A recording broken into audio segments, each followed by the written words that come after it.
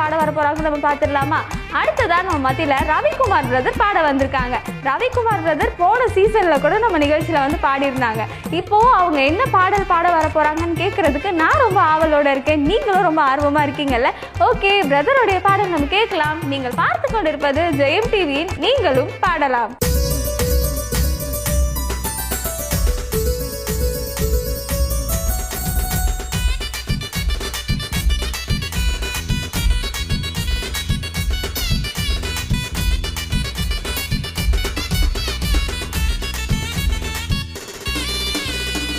குல தெய்வம் இயேசு சாமிங்க, எங்களுக்கு சொந்தமில்லை இந்த பூமிங்க.